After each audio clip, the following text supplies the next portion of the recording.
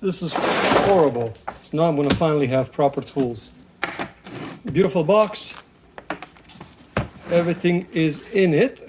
It's a tap and die, clearly labeled.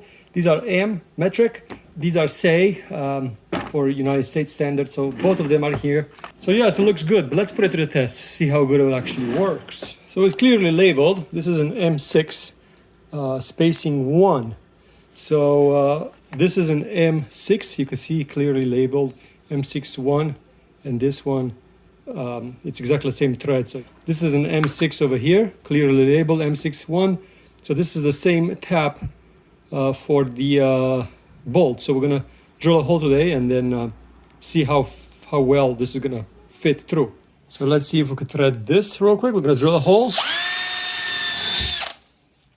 It comes with this tool to hold the tap in place. And with the hole drilled,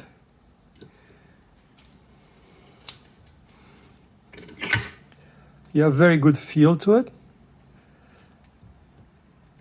So I could feel it going through very easily.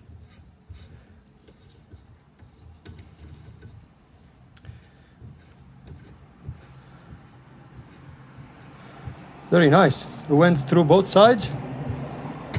And let's see what kind of a tap we got over there. Look, perfect.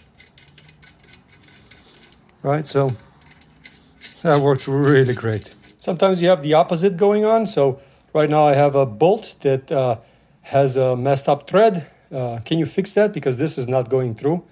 So this is not going through. So you could feel that it's going through and then it's trying to straighten it, but now it's stuck.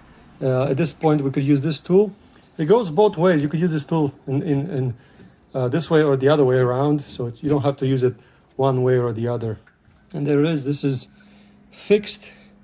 This is a nylon thread, so it has a nylon at the end.